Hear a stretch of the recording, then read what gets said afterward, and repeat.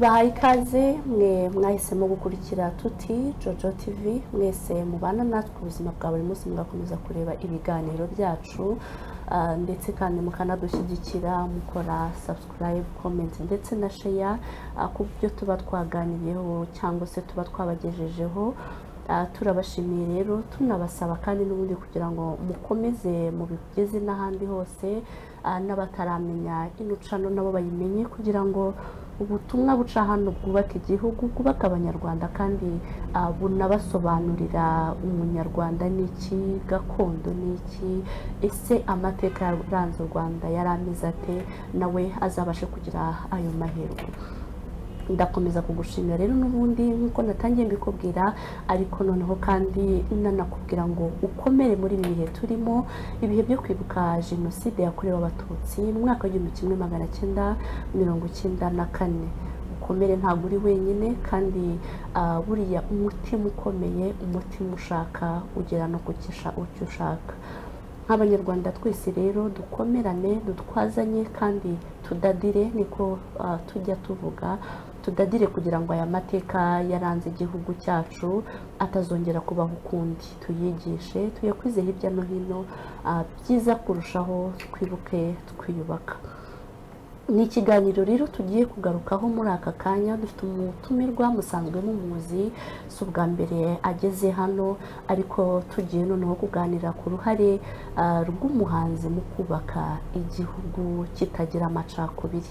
Twamaze kwibona ko abahanzi n'ijwi rya rubanda n'ijwi rigera hose aho buri muntu wese abumva wabumva ubishaka cyangwa utabishaka ariko umuhanzi afite kinini yafashe igihugu cyacu ndetse mu kucyubaka ndetse cyane ko tubizi ko mu kwigisha amacakubiri n'urwango byaranze igihugu mbere ya 1994 abahanzi babigizemo uruhare aho tuzi nka Babikini Simone n'abandi batandukanye bagiye bifashishwa mu kwamamaza no kwigisha urwangano hagati y'abahutu n'abatutsi. Aka kanya rero turaza kureba umuhanzi nk'ijisho rya rubanda uyu munsi kandi nanone umuhanzi wifashishwa mu kwiga byinshi no gusobanura byinshi yafasha iki igihugu mu iterambere ry'igihugu kitagira amacakubiri kandi mu rwego rwo kumenyesha isi yose ibyabaye mu Rwanda ko byari ubwicanyi ndengakamere ndetse kandi bigomba kwitwa jenoside. Ikaze kuri tuti Jojo TV. Murakoze cyane. Mwamubonye rero ni Nziza Francis nkuko mumaze kumumenyera niwe turi kumwe muri aka kanya tugiye gukomeza tuganira ikiganiro nibaza ko kitari bubarambire kuko ibyo tugiye kubaganira cyangwa se ibyo turi bugarukeho biraza kubafasha ndetse no kugira aho bibakura binageraho bibageza. Francis muri aka kanya tugiye gutangira tubwira abantu urugendo rwawe mu gihe jenoside yabaga cyangwa se yakorwaga. Njyewe ndabizi ariko hari abantu badukurikiye badafite iyo shusho yawe. Mu rwego rwo kugira ngo rero tubabwire ibyo tuzi cyangwa se babone ko ibyo tubabwira bifite ishingiro tubanza kubibwiraho gatoya urugendo rw'umuntu muri jenoside. Murakoze cyane. Urugendo rwanjye muri genocide yakorewe abatutsi 94 ngira ngo ngenda bivuga gisaza kuko nabanaga n'abasaza nabanaga na sogokuru na nyogokuru kuko abo abambyaraga bo bari batagihari benshi. Already jenoside igitangira abenshi bari mu Rwanda bari bashize. Abo twari turi kumwe impamvu mvuze ngo ndabivuga gisaza nuko abantu 59 nibwo kenshi byatangiye. Hari abavuye mu Rwanda baragenda aribwo basogokuru nabwo bavaga mu Rwanda baragenda bajya muri Kongo abandi bajya mu bindi bihugu bituranye. Ejo bundi His Excellency yabisubiyemo ashimira Burundi ashimira Tanzania ashimira Uganda aho bagiye bajya kugira ngo bahunga ayo mabi yakorwaga kandi ko abakorerwaho. Nibwo sogokuru na nyogokuru rero bahungiye nabo muri Kongo. Ngaruka rero kuri cya kibazo warumbajije genocide yabaye ndi umwankiri muto ariko ndi muri Kongo ariko bitabujijwe ko ntumvaga ibiri kuba kuko numvaga ababyeyi babiganira mu bwana bwanjye buto, nkumva ababyeyi baraganira, nkumva kuko harimo n'abari bagiye mu nkotanyi ba data wacu bagiye kurwanira igihugu, nkumva barabiganira babazanya ngo kanaka ari he, ibyo byose. So ibyo rero byose byabaye byinshi tudahari turi muri Kongo, ariko no kuza no gutaha twatashye umunsi nyirizina babohoraga yahoze ari Gisenyi, ubu ni Rubavu. Uwo munsi nyirizina ubwo bahitaga bafata Rubavu, iryo joro twarayidutashye kuko twagombaga kubisikana n'ababaga bari guhunga n'izo nterahamwe zari zikoze amarorerwa mu gihugu, n'abandi bagombaga kujyana nabo, tubisikana nabo. Rero tuza natwe dutaha, ubwo dusanga inkotanyi zidutegereje Rubavu, zidushakira aho turara, aho ducumbika. Ubwo nirwo rugendo rutoya, yenda nkaza gusubiza ibindi uri bumbaze nyuma yaho, ariko urwo nirwo rugendo rutoya kugeza Rubavu ibohowe. Na nyuma rero Rubavu ibohowe, urumva hari 94 Rubavu, sinzi ngo yenda abayibohoye ku itariki zingahe, sinagize amahirwe yo kongera kubikurikira kubishakisha, ariko Rubavu ikimara kubohorwa nibwo twatashye tugera Rubavu hariya. Ubwo rero nyuma ya Rubavu ibyo nasanze Rubavu ni ibindi nabyo numbaza yenda ndagusubiza. Iyi Rubavu ikibohorwa birumvikana ko hari hakirimo umwuka. Abanyarwanda bamaze kubona ko babohowe, ariko utavuga ko igihugu noneho kiri amahoro cyane ku rwego wavuga ngo hari umutekano wo guhita mutaha. Noneho ndibaza se niki cyateye izo mbaraga ababyeyi cyangwa se sogokuru nk'uko wabivuze guhita baza direct igihugu kigifatwa? Hari n'izindi mpunzi zari zitaraza, ariko we niki cyamuteye imbaraga zo guhita muzi?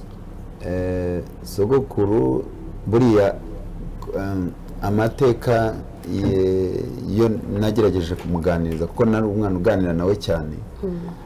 Agenda 59 yari mu bantu yagiye ari umuntu ukomeye, ajya mu bantu rero yari mu bantu ba mbere bahigwa. Interahamwe rero buriya ziteguruye umugambi mubisha, nubwo bavuga ngo imbarutso yabaye indege ya Habyarimana, babeshya amahanga, ariko twe ntibazatubeshya. Babeshya abandi, ariko ntabwo wabeshya umuntu wabibayemo. Urabumva nyine ukabihorera, ariko ukanababwira uti mukomeze mubeshya, ariko ukuri turakuzi, namwe nimumenye ukuri. Yahunze rero umuntu ukomeye ku buryo yahigwaga cyane ahantu hose. Urumva ntabwo rero baherekeye kumuhiga, no hanze baramuhigiragayo bavuga ati Arigeringeti wa musaza yagiye hehe, sinawe wenyine n'abandi. Nta nubwo ari ikibazo cy'uko yarakomeye, umututsi aho yarari hose yarahigwaga, kandi ahigwa bukware. Guhigwa bukware rero nacyo ni ikindi kiganiro uzasubiramo nyuma. Guhigwa bukware ni kwa guhigwa hasi no hejuru. Nuko rero icyo kibazo warumbajije, Rubavu ikimara gufatwa, habayeho ko interahamwe zari ziri gukora amarorerwa mu Rwanda n'abasirikare bahoze muri igisirikare cy'u Rwanda za Habyarimana bari guhunga. Ubwo rero bahunze, ni ukuvuga ngo wa muntu bashakaga bari bagiye kumubona, babatutsi bashakaga bahunze bari bagiye kubabona. Byari ngombwa rero ko tugaruka mu maguru mashya. Ubwo rero kandi nabwo ntibyari byoroshye. Ubwo ingabo inkotanyi zagombaga gushaka uburyo zitugarura. Buri inkotanyi zo kabyara zagize neza, barwanye bafata ibaze kubohora abantu bari mu gihugu mo imbere, ukajya no kubohora n'abandi bari mu kindi gihugu uzi neza ko nabo babasanzeyo. Byabaye ngombwa ko baducira inzira, rero badushakira inzira yo gutahiramo. Inzira barayishaka, barayirema, turataha tugera Rubavu. Muratashye mugeze Rubavu, haracyari ibisigisigi bya jenoside, cyane ko mwagendaga munahura mubibona mureba, nubwo byabaye mudahari, ariko amaso yarabahaga. Nk'umwana wari muto icyo gihe, ku myaka yawe 4 cyangwa 5 hafi aho ngaho, n'iki wabonye ukinjira mu Rwanda, n'iki wabonye wabwira abantu ko mu rwego rwo kwereka abantu ko ibyabaye tuvuga tutabyigirisha cyangwa se tutabyivugisha, ikintu kikuri mu mutwe wahuye nacyo kinjira mu gihugu, na cyane ko winjiriye hariya ku Gisenyi, hari Gisenyi, n'iki wabwira abantu?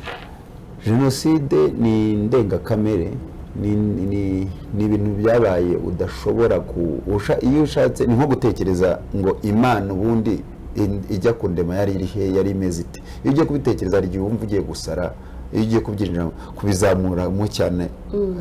So na jenoside rero nuko tumaze kwinjira Rubavu, ntabwo byari bisigisigi, yari iki jenoside mbisi, kuko urabizi ko banarwanye, barakomeza bararwana kugira ngo badushakire n'uwo mutekano, na nyuma haza kuba n'ibindi barakomeza kugeza igihe binjiye no muri Kongo. Uwo munsi rero twinjira, urumva Rubavu irafashwe, turinjiye, twasanze urumva nabo bari gushakisha n'abandi urumva twe twinjire kuri uyu mupaka, hari abandi bari bwinjire mu wundi mupaka, hari abandi bari bwinjire bavuye, urumva bari kudushakira inzira zitandukanye kugira ngo babone ukuntu baducyura. Hari abandi bataraza nabo bari gushakira ukuntu baza. Rero twasanze twinjiye muri Rubavu, dusanga Rubavu ntabonaga aho ukandagira mu by'ukuri. Ubwonko bw'umuntu ni nk'umurabyo wa kamera, ni ukuvuga ngo burafotora, bugira gutyo ukabona burafotoye nk'ikintu. Ijisho rya mbere ibyo urumva nari umwana, ariko nkandagiye ku butaka mu bwana bwanjye, cyangwa nkakandagira mu byatsi, cyangwa nkakandagira ahandi, nabimenya ahantu ndi gukandagira. Ntiwabonaga aho gukandagira kuko wakandagiraga imibiri y'abantu, warakandagira imibiri y'abantu, inzu zose zari zuzuye imibiri y'abantu. Ndibuka inzu ya mbere twashyikiyemo, twinjiyemo, twarayemo, nigeze kubibaza umusirikare, umwe mu ba escort w'umusirikare wari ukomeye, ndamubaze nti se aha hantu, umusirikare ntabwo ari ibanga, yitwa Gashaija Bagirigomwa, General de Brigade Gashaija Bagirigomwa, ariko escort we ndamubaza niko twari tuze, ndamubaza nti hariya ahantu, kuko uwo Gashaija Bagirigomwa n'umubyeyi wanjye, ndamubaza nti hari ahantu twari turi, kubera iki nta handi hantu mwadushakira? Urumva ndi umwana, muwajije bya cyana, nta handi hantu mwadushakiyeho kujya tukarara? Arambaza se kubera iki, ko wari umwana cyane, biriya bintu wabibonye ute? Narabibonye kuko nabonaga ahantu hose hari imibiri y'abantu, ahantu turyamye hose. Ati arambwira nti mwana wa, nta handi hantu twari kubashyira, ni kuri igihugu wagisanze niko cyasaga, ni kuri igihugu cyasaga. Ndavuga igihugu cyagezeho kigira isura isa kuriya. So rero nageraho ntararenga aho ngaho, nanihanganisha cyane abantu babibayemo ari bakuru, noneho bakanabibamo, bakanabibona, bamwe bikabakorerwaho. Uwo muntu, hari umuntu ejo bundi watanze ubuhamya, aravuga ati hari amarangamutima umwana w'umuntu atakiza hatabayeho Imana ikaza ikamukiza. So niba yaramukijije, niba itaramukiza sinzigiza amukiriza, ariko ubwo Imana niyo izatabara ikiza uwo muntu, kuko urumva uwo muntu yabibayemo, arabibona, arangije anabikorerwaho. So hari abo tujya tubona bafite imihoro umubiri wose, ibisongo. So uwo muntu rero wabibayemo akanabikorerwaho, ibyo nabonye nge Rubavu, ndi umwana mutoya, nkabyibonera n'amaso, nkabona iyo mibiri y'abantu yuzuye. So ikindi buriya ikivu njya nkireba nkuvuga se, aya mazi yo mu Kivu, abantu bakizi muri icyo gihe cya 1994, aya mazi yo mu Kivu yaje kuba amazi ati, kuko urumva nge ndi umwana, numvaga ko ntago azongera kuba amazi, kuko ni ifoto ya mbere nabonye ikivu cyose. Uzatembera hariya ku Kivu, utembere hariya mu muhanda wa kaburimbo, uri hafi y'ikivu gutya, hariya Serena, za Serena, uzi njye nibaze iriya mibiri ntabwo yagiye ikagera muri Kongo. Yagiye muri Kongo, bayivanyeyo bate? Kuko ntabwo iriya mibiri yagarukiye mu Rwanda gusa, kuko yaragiye no muri Kongo, bayivanyemo bate? Kuko yari imibiri gusa, iriya kaburimbo yose ukagenda ukabona. Urumva turinjiye ku mupaka, ariko kugenda ubona imibiri y'abantu hose, noneho ikivu cyose cyahindutse imibiri y'abantu, utari kubona uriya mweru w'ikivu w'amazi, ubona imibiri y'abantu gusa. So ni n'amatsiko njye nibaza, inkotanyi nkazishimira, ngeze kuri iyo ngingo, nsorezaho kuri iyo ngingo, inkotanyi zishimira urugamba zarwanye kugira ngo uyu munsi twongere tubone u Rwanda rwabaye umweru, u Rwanda rwera, u Rwanda rwagize urumuri, ko u Rwanda rwo rwabaye umwijima, rwabaye umwijima rwose. Ninjiye Rubavu, u Rwanda ari umwijima mu bwana bwanjye. Ubwo rero abantu bakuru bari bafite ubwenge babibonye kurusha uko nabibonye, urumva uko bo bameze. Mutubwira kuho wari uri, watubwiye ko wari kumwe na sogokuru na nyogokuru birumvikana, ariko hari ababyeyi bo wari watubwiye ko bari bitabye Imana, noneho ba data wanyu, ba so wanyu, ba nyokorume, ba masenge n'abandi batandukanye, bo wigeze kuvuga ko bari mu gihugu. Mwinjira mu Rwanda mwasanze ubuzima bwabo bumeze gute se? Nabo batwawe na jenoside cyangwa duheho amateka? Jenoside n'indengakamere irenze uko umuntu ibyo dusobanura, ibyo buri muntu wese asobanura ni ibintu dusobanura bikumvikana bikajya mu matwi yacu tukabyumva, ariko ni indenga ko umuntu yabyumva. Umbajije icyo kibazo ni nk'aho bari bazimye, ni nk'aho habuze gato ngo bazime, kuko abantu basigaye, urumva nka sogokuru yabyaye abana 7 avukana n'abantu 11, nyogokuru nawe ari nk'ibyo. Noneho urimagina ko umusaza atashye, ndagira ngo mbihinire hafi wumve indi miryango ko byari bimeze ubwo iyo nkomokaho nyinshi. Yego. Imagine umuntu aratashye, sogokuru atashye mu bantu 11 basigaye ari 2. Atashye mu bana yabyaye 7 atahanye umwe, abandi ni abuzukuru. Nyogokuru atashye nta numwe, asanze nuvuga ngo niba avukana n'abantu 12 nawe atashye asanze abantu basigaye nka 4 cyangwa 3. Uyimagine abo bantu abo bavukagaho bakomokagaho, nuvuga ngo abo bantu bavukagaho nabo bari barabyaye abandi bana, abo bandi bana abo babo bavukana, abo bandi bavukana nabo bari barabyaye abandi bana. Nuvuga ngo rero nsubije icyo kibazo cyawe, twasanze turabuzukuru gusa ari abana babyaye, nta babyeyi tukigira twese. So imagine kubona imiryango 11, abantu 11, imiryango 11 baranarenga. Ubwo abo nibo mbashije kuvuga ni urugero bake, bose barapfuye hasigaye abuzukuru gusa. Abo buzukuru bari hehe? Ni ukuvuga ngo icyo kisubizo cyawe nuvuga ngo hari abantu benshi baguye, umuryango wanjye benshi baguye Butamwa. Hano Butamwa hari umuntu ujya wumva witwa Sasita baririmba mu ndirimbo, yari i Nyanza. Abandi twebwe ubundi inkomoko wari kumva mbere ntabwo twabivuze, aho twakomokaga twavuye mu Rwanda 59 bahunga ni mu Kabagari, hano gahana imbibi na Nyanza, Kabagari ka Gitarama. Arano rero hari ibindi bintu kuko ni ibwami, n'abantu bavuye ibwami hari za Nyanza, niho Bwanakweli bakomoka, barabaririmbaga indirimbo nziza cyane z'ibwami. So nuba aho hantu rero habaye jenoside y'akataraboneka. So hahana imbibi na Ntongwe ya Kinazi za Ruhango, ujya mu bintu byahabaye. Nuvuga ngo abantu bose bari bashize, abo babyeyi ari abakomoka Butamwa, ari abakomoka aho ngaza Kabagari, abakomoka za Nyanza, abaharibo nafite bari bashize. Noneho hasigaye abuzukuru, nabo buzukuru nabo batatanye. Batatanye, utwana tukiri dutoya, bamwe bari bakuru. Ku Kimisange hangaha hari abandi, hari sogokuru naho wahaguye witwaga Rwirima Emmanuel, abana be ubwo niba anko barabyumva. Noneho batatanye, habayeho ko nka sogokuru wari ugarutse na nyogokuru n'abandi babyeyi ubwo bagiye Tanzania, bamwe bari bagarutse, abandi bagiye Burundi bari bagarutse, abagiye za Uganda se bake nabo habaye ko bashakisha utwo twana twagiye dutatana. Baradushakisha, baraturundarunda, tubaho ngaho. Ababyeyi babaye incike, ndibaza aricyo kinyarwanda cyiza twavuga ko iyo umaze kubura abana bawe ubuze umuryango nyine ubaye incike.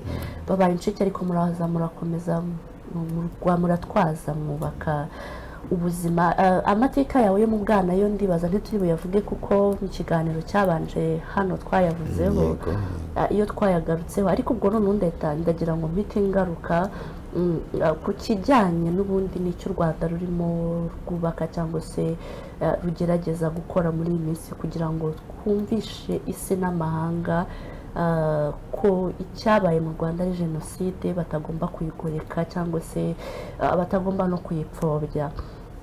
uyu munsi noneho aka kanya ngiye kukubaza nk'urubyiruko, dufite urubyiruko muri iyi minsi iyo tugeze mu gihe cyo kwibuka jenoside yakorewe abatutsi, ruhita rufata icyo gihe nk'igihe cyo kuruhuka, kuryama, bagakuraho amafone. Mbere ho hari n'ubwo wasanga bashaka kujya mu bihugu duturanye kugira ngo bajye kuruhukirayo, baho ambiyanse ziri buze gukomeza mu buryo babishaka. Uyu munsi ni cyagiye nyine afata nk'igihe cyo kuruhuka.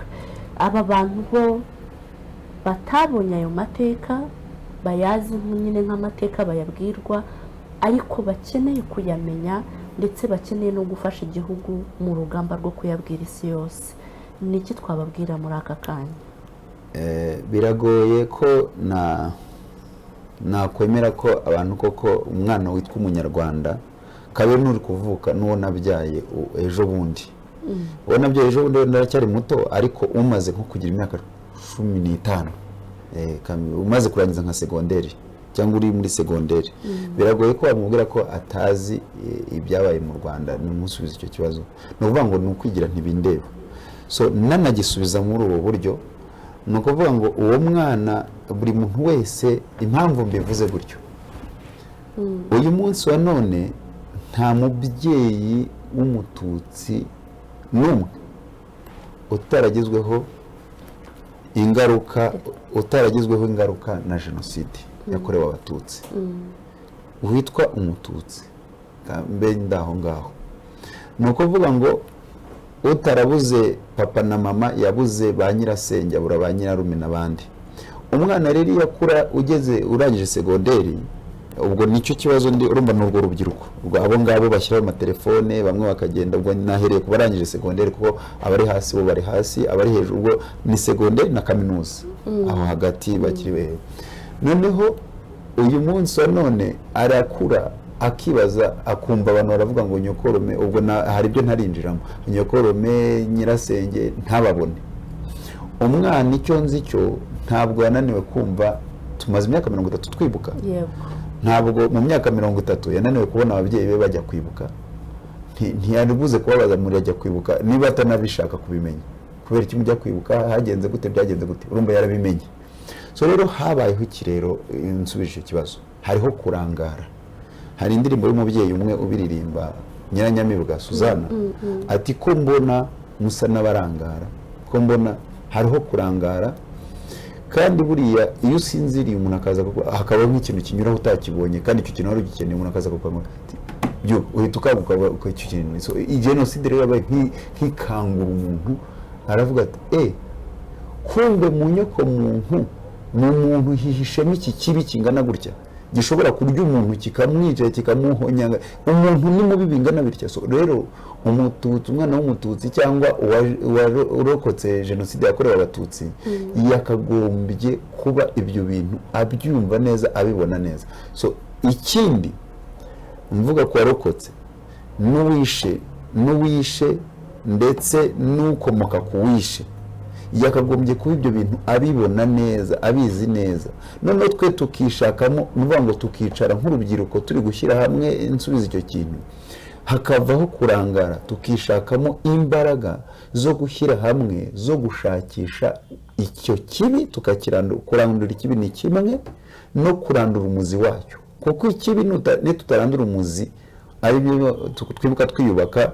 Baba batubwira na His Excellency abisubiramo n'abamufasha bose, baba batubwira ati tugerageze kumira ingengabitekerezo ya jenoside naho iri hose. Sigero nabwira abo bana bajya mu matelefone, bamwe ni kurangara, kuko ntabwo turarandura umuzi burundu. Umuzi igiti korona uko kimeze, kigira umuzi urandaranda. Kurandaranda urabyumva, urandaranda ukagenda ugakwira hose umuzi, kugira ngo nyine icyo giti kigira imbaraga. So nuvuga ngo ikibi rero cyari kiri mu mwana w'umunyarwanda wishe, ari we ubwoko bw'abahutu, wishe akica abatutsi. Nuvuga ngo icyo kibi cyamujemo n'umukomokaho, ni icyo kibi, iyo muzi urandaranda. Tuvuga ngo turandure icyo kibi, turandure n'uwo muzi. Uwo muzi rero ni uwuhe? Ni ukuvuga ngo abangaba bari hanze hirya no hino ufata iyo telefone munayifashe urebe, harimo abantu bandika bapfobya jenoside, bavuga ibintu babigore kuko bitari, babwiza ukuri ubabwira uko byagenda kose inkotanyi zaranduye ikibi zirakirandura, ariko nk'urubyiruko twebwe two kurangara, two kugira abantu ntibindeba, ni ukuvuga ngo icyo kibi cyaragiye barandura umuzi, ariko hari umuzi twebwe nk'urubyiruko tugomba kuvanayo burundu, ubutaka bugasigara bwera. Iyo igiti wakivanyemo burundu ushobora guteramo ibindi bintu bigakunda, ariko utararandura umuzi ushobora guteramo ibindi bintu bikanga. Tukiri kuri iyo ngingo y'urubyiruko n'uburyo twakwifashisha cyangwa se urubyiruko rwaba imbaraga z'igihugu mu kugira ngo babanze bamenye icyabaye, bagisobanukirwe, kugira ngo najya no mu rugamba rwo kurwanya abo bapfobya jenoside abona aho ahera. Ndahita nkubaza iki kibazo nanone nkiri kuri iyo ngingo y'urubyiruko, ni icyo ubona gikwiye gukorwa mu rwego rwo kugira ngo abavutse nyuma ya jenoside, uru rubyiruko tubona uyu munsi wa none mu myidagaduro n'ahandi hatandukanye, babashe kumenya neza aya mateka, kandi nyine banifashishwe muri izo mbaraga zo kurwanya uwo wese waza apfobya jenoside. Nicyo ubona gikwiye kuba cyakorwa? Ikintu cya mbere, hari icyo ababyeyi, bakuru bacu ndetse n'abandi babifite mu nshingano bagerageje gukora, bakomeza kwigisha, kandi ari nabyo byiza, bakomeze bigisha. Icyo nicyo cya mbere, kwigisha. Ikindi cya kabiri, urubyiruko nirwumve ko ari rwo rufite noneho umwanya by'umwihariko, rujye hamwe, naho nabikomojeho, rujye hamwe. Ni ukuvuga ngo turebe, dufite amaso, dufite amatwi, dufite ubwenge, abenshi baranize, inkotanyi zo kabaho ntako zitageze kugira ngo abana abo bose bari basigaye batatanye, harimo wowe, harimo jyewe, harimo na benshi, tujye hamwe twige. Turiga, turasoza kaminuza, abari bafitemo ubushake cyangwa harimo abarangaye, ariko abo nabo baragarurwa. Bamwe niyo byanze hari abagiwawa kugira ngo bagorore bagire. Rero ku rubyiruko ni ukuvuga ngo icyo barakoze barigisha ni iki. Urubyiruko rero uyu munsi wa none tubwirwa ni ukuvuga ngo urumuri twararubonye, urumuri twararubonye, tubona itara rirongera riraka, kuko icyo gihe hari umwijima, tutabona ejo hazaza. Nkanjye nihereho n'undi, hari ahantu nageraga nkavuga ubundi ubu buzima bizarangiriraho ibi bintu, ariko uko petit à petit uko ngenda nigira imbere mbona ubuzima buraje. Rero nk'urubyiruko nabikomojeho, hari abakomoka ku babyeyi bishe, hari abakomoka ku babyeyi biciwe, bishwe baranicirwa. Abo bose ni ukuvuga ngo tukicara tukareba, kuko dufite amaso turabona, dufite ubwenge turumva, turatekereza. Ukicara ukareba ukavuga uti ababyeyi koko barishe, ariko icyo gihe nari ndiho ariko sinanica, cyangwa se sinari ndiho nanjye navutse nyuma ya jenoside, nanjye nkavuka gutyo. Urwo rubyiruko rwose rudafite rutigeze rwijandika muri ibyo. Abijanditsemo bafite ibyo, barahanwe, barafunze, abandi n'iki byose, kandi n'uyu munsi turacyabigisha, kuko nabo nubwo bahanwe ntabwo navuze umuzi. Nubwo bahanwe, hari abadashaka gusaba imbabazi, hari abatagishaka, hari abataramera ahantu bashyize iyo mibiri. Urumva uwo muzi, hari imizi yarandaranze dushaka kuvanamo burundu. Urwo rubyiruko rero dushyire hamwe, twebwe turwanye iyo mizi, abo bantu, urwo rubyiruko ku mpande zombi, kuko uru Rwanda ni u Rwanda rw'Abanyarwanda. Kuko ntabwo iyo inkotanyi icyo nzishimira, ntabwo zari kwinjira. Iyo zinjira zikavuga ati tujye hariya natwe twihorere, ntabwo byari kuvamo, ntabwo byari gukunda rwose, byari gusa nabi. Ariko ndashimira ko bitabaye. Nshimira icyo kintu rero, nshimira n'abarokotse jenoside yakorewe Abatutsi, bemeye gutanga imbabazi, bakababarira ku gisongo gikomeye, ku gahinda gakomeye, ku kababaro gakomeye k'indengakamere, ariko bakabikora. Rero urwo rubyiruko muri izo mbabazi, muri uko gushyira hamwe, bibutse ko ari Abanyarwanda, kandi u Rwanda rutubakwa n'igice kimwe, rwubakwa n'abantu bombi, ari abo bishe n'abiciwe. Ni ukuvuga ngo urubyiruko rero tubakomokaho twese, ni ugushyira hamwe tukanga icyo kibi, kuko ni ikibi ni ikibi cyadusenyeye igihugu, kitwangiriza igihugu, kitwangiriza imitima, kitwangiriza ubwenge, kitwangiriza ibintu byinshi. Bamwe bagira ihungabana ritarangira, bamwe bagira uyu munsi wicaranye n'umuntu mushaka kugira icyo mugeraho, mushaka kubaka stitawa, ukabona umuntu mwicaranye abana n'ihungabana, uri kumubwira ikintu agatekereza ikindi, ntabwo byagushimisha ntaho wagera. So rero kugira ngo twubake u Rwanda ruzima rwiza nuko turi bazima. Kuba turi bazima rero nuko urubyiruko dushyira hamwe, icyo nababwira turashyira hamwe uko byagenda kose, imbaraga byatwara byose, ubukotanyi twagira bwose turashyira hamwe. Udashaka gushyira hamwe n'abashaka gushyira hamwe, wowe ni ukumushakira indi nyigo nshyashya tukareba ukuntu twamwigisha, ariko nta kindi ni ugushyira hamwe tukubaka igihugu tukakiraga abacu. Icyo rero nakwizeza nsoza kuri iyi ngingo ni uko His Excellency ahora bivuga akavuga ati never again. Ntabwo yavuze ngo never again haragira ngo adutere slogan. Hari abantu bagira ngo ni slogan. No, it's not slogan. Ntabwo ari slogan abaduha, ni ukuvuga ngo ni ntabwo genocide kereka niza yahinduye n'inyito cyangwa byitwa ukundi kuntu. Aherutse gutangaza avuga ngo ntabwo inkuru kubita ahantu kabiri. U Rwanda rwakubiswe n'inkuba muri 1994 ntabwo ruzongera gukubitwa n'inkuba. So icyo bivuze rero no kuri iryo jambo yavuze, akunda no gutsimbarara aho gushimangira cyane. Icyo bivuze nyine ni uko dukeneye generation imyaka n'imyaka ziza ya mateka, zisobanukirwa n'amateka. Mbere ya jenoside yakorewe abatutsi mu mwaka wa 1994 mu ishuri bigishwaga kumenya ngo wowe uri umuhutu, wowe uri umututsi, kuko iyo bageraga mu ishuri barahagurutsaga abahutu muhaguruke, abatutsi muhaguruke. Bikaba nubwo baba ngombwa ko abahutu biga bicaye, abatutsi bakiga bahagaze, mu rwego rwo kubereka ko umututsi ntacyo ari cyo, ntacyo avuze. Uyu munsi ntabwo ibyo bintu bigihari, nta muhutu nta mututsi, turi abanyarwanda. Serivisi twese z'igihugu ziratureba kimwe, tugomba kuzumva kimwe.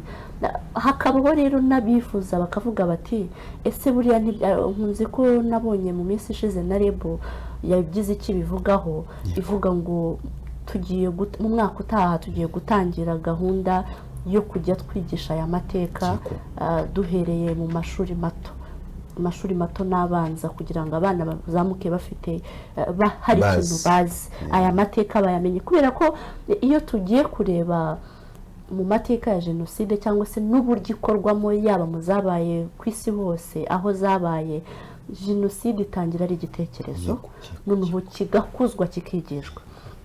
Tuhise tujya kuri iyi ngingo yo kwibaza se mu gihe mu byigwa muri gahunda y'amasomo agiye gutangwa mu Rwanda hagiye kuzamo n'iri somo ryo kwigisha umwana w'umunyarwanda jenoside icyo ari cyo n'uburyo itegurwa. U Rwanda rwaba ruri gutekereza neza cyangwa se hari uburyo wenda ubona byaba bibusanye? Ni byiza cyane. Yenda ujya ubona ndi intore mu buzima busanzwe, ukabona hari ibintu nzi, ukibaza se ibi bintu bimwe n'impano, ibindi nibyo nize. Yego. Ngarutse kuri iyo ngingo yawe rero, ni ukuvuga ngo kwiga ni ikintu cyiza pe. Ni ukuvuga ngo ubwonko bw'umuntu burakura, naje gusanga bukura. Iyo utize ngo wigishwe na mugenzi wawe, ubuzima burakwigisha, ukagira experience y'ubuzima, inzara ikakwigisha. So amasomo ababaye muri genocide, barokotse, abishe, bose amasomo bakuyemo n'amasomo magari. Ayo masomo yose rero hari abana bakeneye kuyamenya, atari uko bakeneye kubijyamo ngo babikore, bakamenya icyo kibi, bakamenya ko habaho kibi n'ikiza. Hari umuntu nk'ibyo bintu wamugane, hari abana barangara ko wanamubaza ukoze kuki urangaye, kuki ugiye ku matelefone n'iki, ati giye ibyo bintu muwamuvuga ntabyo nzi. Ngewe hari umwana ejo bundi wigeze kumbaza, hari umwana wabonye bari gutanga ubuhamya umumama ari gutanga ubuhamya, atanga ubuhamya, urumva buriya buhamya, hari ubuhamya baguha kuva buri buteye ubwoba. Umwana arangije arambaza ati ese uriya muntu ibyo avuga koko yabibayemo? uzi ikintu namusubije uwo mwana, naramubwiye ati kugira ngo umenye ko yabibayemo nzakujyana ku rwibutso, ugende usuri urwibutso, nkujyane ku rwibutso rumwe turuveho tujye mu rundi, icyo gisubizo uzahita ukimenya, uzahita umenya ko ibyo avuga yabibayemo. Kuko kumva umuntu ngo akavuga ngo banteye igisongo ngo kirazamuka ngo ariko ngo hari umuntu bumva ko ari ibintu byo kubeshya. So noneho icyiza banakoze, igihugu cyakoze ayo mateka cyarayabitse, kirayabungabunga, ni byiza. So abo bana rero babigishe, batware ku nzibutso, basuri inzibutso, nk'uko uyu munsi urebye ifoto ya Rwabugiri, uba ushaka kumenya ifoto ya Rwabugiri ukareba ifoto ya Rwabugiri urumva ni amateka. So amateka rero niyo duheraho twubaka ibyiri imbere. So bari gutekereza neza ndetse cyane, kuko nibamara kwiga bakamenya ibintu byabaye, bakamenya icyo kibere banarwana nacyo, bazamenya n'ubukana bwo kurwana nacyo, bazamenya n'ubukana bakoresha bagira ngo barwane nacyo, kuko ikintu cyabayeho kuri buriya bukana bwo hejuru kuriya, kukirwanya nuko tuzamura natwe ubukana, kuko ubukana ngira ngo abantu bagombora inzoka, bagombora ahantu inzoka yari y'umuntu, iyo bagiye kukugombora ni ukufitegereza neza ikintu bakoresha, ngira ngo bazana ubundi burozi bw'iyo nzoka, ubumara bw'iyo nzoka bwinshi bakabwinjizamo kugira ngo ahari bavanishe. Hari ukuntu bari abahanga babigenza, kuko ikintu gifite ubukana bwinshi kugira ngo kivaneho nuko inkotanyi zari kwinjirana ubukana kugira ngo zihagarike ibyo bintu. Iyo zinjira zijenjetse kari kuba kabaye, ariko ubukana zagombaga, ari nabyo dushimira His Excellency, ajya bivuga neza mu mateka, bazanabibigisha wa mugani, abivuga neza avuga ati jyewe nasanze bacitse intege, bose bacitse intege nyuma y'itabaruka rya Late Fred Rwigema, abari basigaye bose bari bacitse intege. Abantu banamubwira ati twasubira inyuma twabivamo, ariko aravuga ati oya, kugira ngo ibi bintu tubihagarike nuko turi buhagurukane ubundi bukana burenze ubwo mwari mwahagurukanye, tugahagurukana kandi Imana iradufasha, barabikora, intsinzi bayigeraho. Rero kugira ngo nibi ngibi nabyo babigereho nuko aho bari bagereje ni heza, aho bakora ni heza, ariko noneho bongeremo umunyu n'urusenda n'isukari, ubukana bube bwinshi. Gusa abavuga barirwa bapfobya, birirwa bavuga ubusa, nabisubiramo nanjye nk'umwana, dore ko yanambyara nk'umwana wa nyiri iki gihugu tuyoboye, nkabisubiramo nk'ingabo zirwanira iki gihugu, nkabisubiramo, ntabwo genocide izongera kuba muri iki gihugu, never.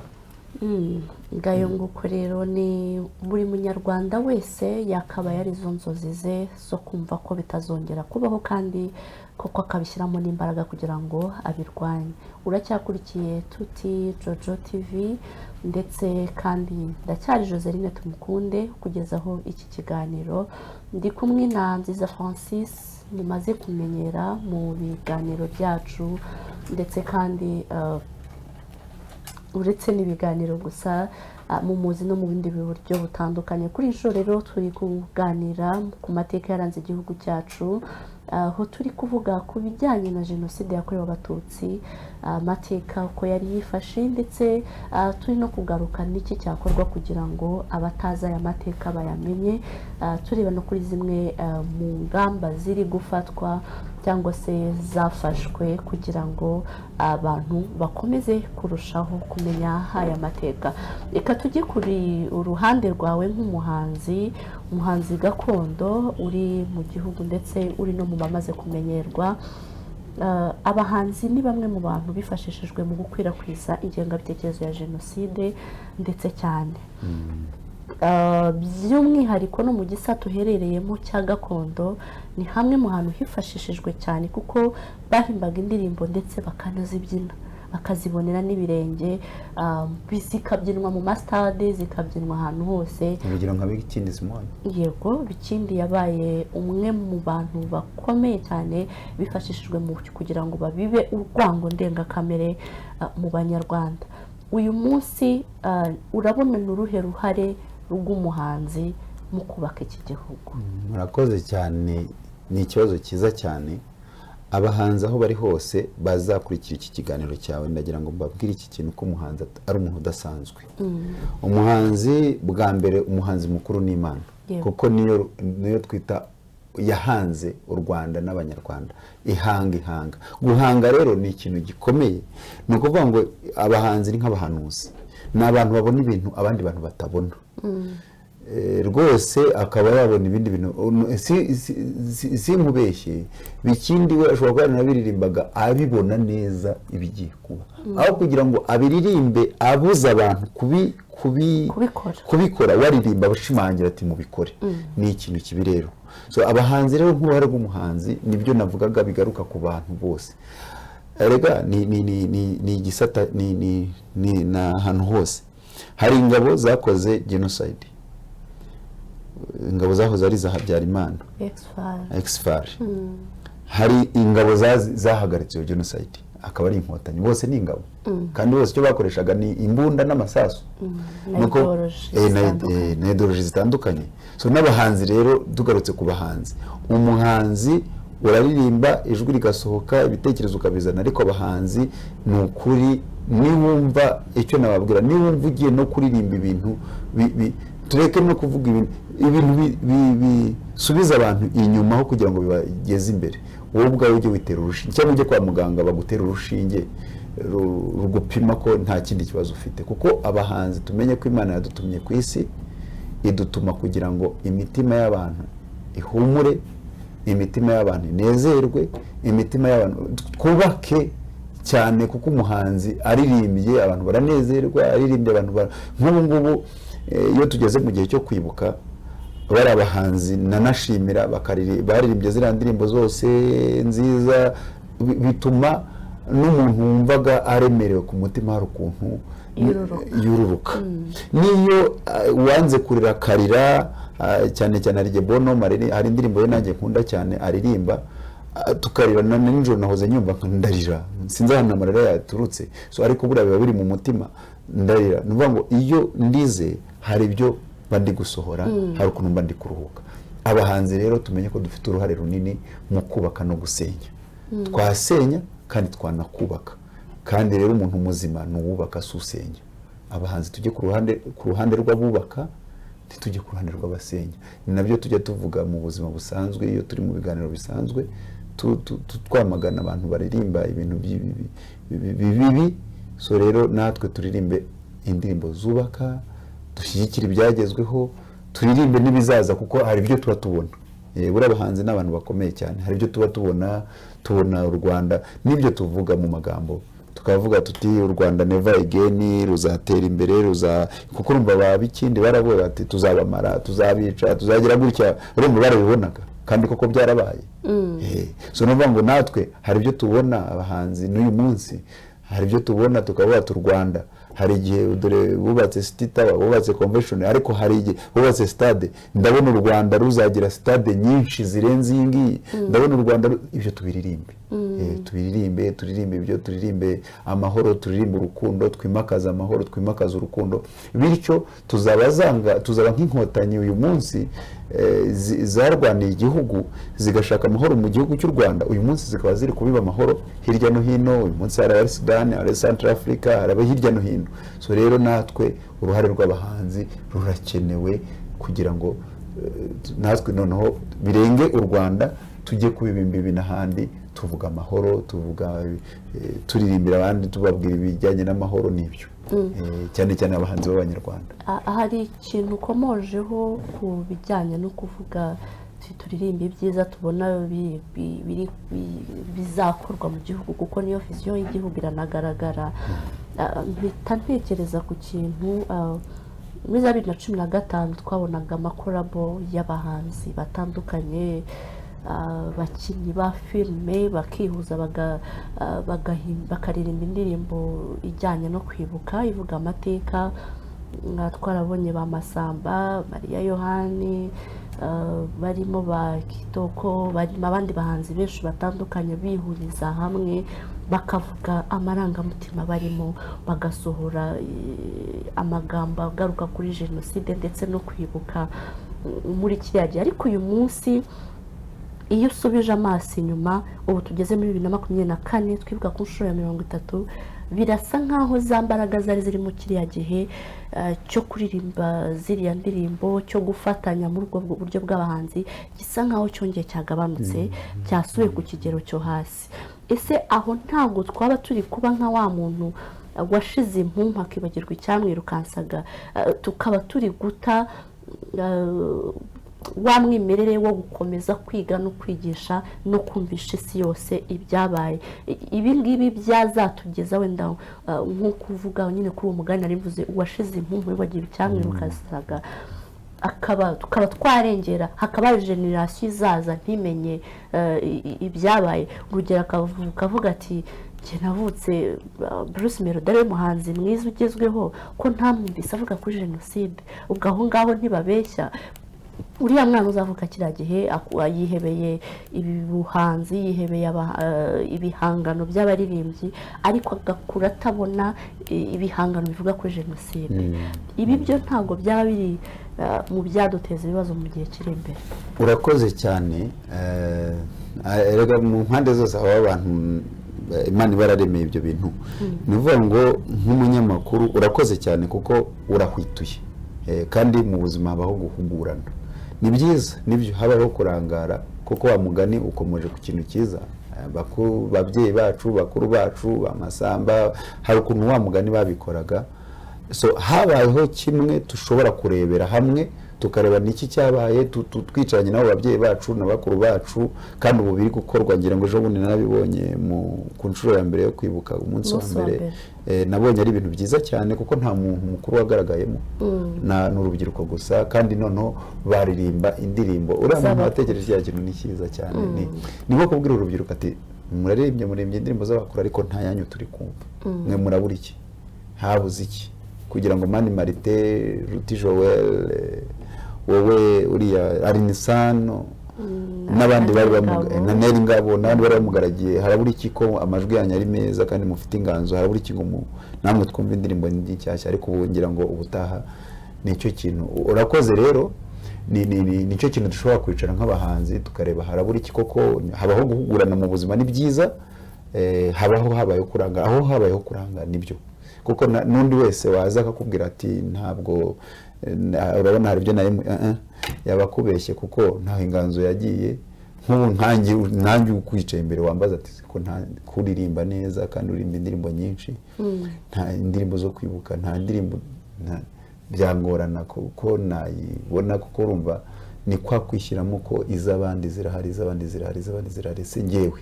So igihe kirageze rero wa mugani ngo duhaguruke natwe tugire icyo twakora, kandi ni byiza kuduhwituye, ni byiza n'abandi bakomeze bahwiture, batwibutse. Hari igihe habaho kudekona gato ukarangara, ariko iyo uhuguranye na mugenzi wawe akaguhugura, urega wigaruta uwanga.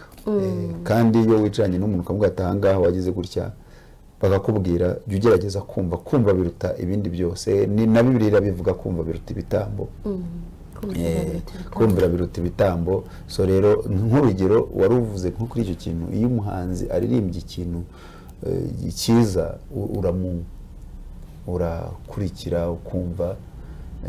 Hari nk'indirimbo nakunze y'umuhanzi witwa Knowless, naramukundaga, ariko akaririmba nkumva biraho twabibyina by'urubyiruko. Ariko hari indirimbo nahise ntega amatwi ndicara ndumva, igihugu nicyo guhamagara uzitabe. Surumva nibwo noneho nahise mbura ati wow, Knowless mpitavuga njya kumwitaho. Kandi ubundi mbere uramwumva ukabona n'umuhanzi wawe arabyina n'icyo arindiza amafaranga, se bye ni byiza, ariko biraho. Ariko iyo yazanye nk'icyo kintu cyerekera kuri rusange tuvuga ati so aho hantu rero mujye no guhozaho ni ukuvuga ngo uruhare rwacu ni ukuririmba tugasohora ibyo bihangano ariko namwe uruhare rwanyu muri nk'ijisho ryacu mukareba ahantu turi kwinjira tukavuga ati Francis winjiye hano ntibyaba byiza icyo gihe ninkumva nzaba nanjye tuzaba dufatanyije kubaka igihugu ndeko nasinkumve nzaba ndi kunyura mu ndi murongo utari kuko n'abanyamakuru bagize uruhare muri kiriya gihe gikomeye cyane itangazamakuru ryifashishijwe mu buryo bukomeye cyane bwo kwigisha abanyarwanda kwangana kuko iyo banga ibyo bihangano nibaza ko iyo byanga ibyo bihangano bitari gukunda ko nk'umunyamakuru iyo aba ari kuri radiyo runaka nkazana igihangano ngo agikine ntagikine ni ukuvuga ngo twe tubaho kubihanga ariko habaho ababipushinga cyane cyane ko kiriya gihe habaga hari amaradiyo cyane kuruta ibinyamakuru habaga hari amaradiyo cyane kuruta ibinyamakuru niyo yakoraga mwabyumvise rero uruhare rw'umuhanzi rurakenewe mu kubaka iki gihugu kitagira amacakubiri ndetse kandi ubufatanye bw'abahanzi burakenewe cyane kuko twagiye tubibona abahanzi bakuru bahimbye indirimbo uyu munsi nizo zikigenderwaho indirimbo za Nyiranyamibwa Suzanne indirimbo za Bamasamba indirimbo za Bonhomme indirimbo n'iza ndirimbo n'ubundi yego n'izindi zirimo ziraza ariko ntabwo ziri kuza ku kigero cyo mu minsi yo hambere uko byari byifashe nyabuna rero bahanzi mwisinzira kuko mufite umubare munini w'abantu babakurikira bakwifuza kubera ko mubabera urugero mubigishe hanyuma tukomeze tubone igihugu cyiza cy'amata n'ubuki umuhanzi ni intumwa twaratumwe rero dutumike cyane hanyuma tugana ku musozo w'ikiganiro ndagira ngo nguha akanya kawe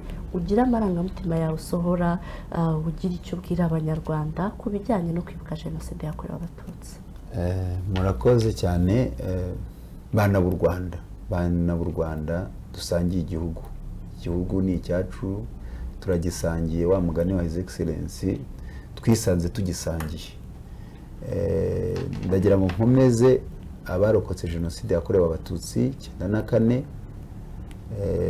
bahuye n'uruva gusenya wa mugani wa ya mvugo barababaye bagize inzira y'umusaraba idasanzwe ariko ndagira ngo mbakomeze ari abakuru ababyeyi bacu dukomokaho basigaye ndagira ngo mbabwire ko nk'urubyiruko nk'abana banyu bagifite ubwenge mwabatoje umuntu mwabatoje tutazatezuka kandi namwe mukomeze mukomere mwihangane ndetse nabo tungana namwe mukomere mwihangane dukomeze twubaka igihugu cyacu igihugu kizira urwango igihugu kizira amacakubiri igihugu kizira ikibi natwe twishimire ko abantu bazaza bagasanga igihugu cyacu kiradadiye wa mugani kandi kimeze neza mukomeze rero mukomere dukomeze twibuke muri iyi minsi isigaye kugira ngo iminsi 7 irangire ariko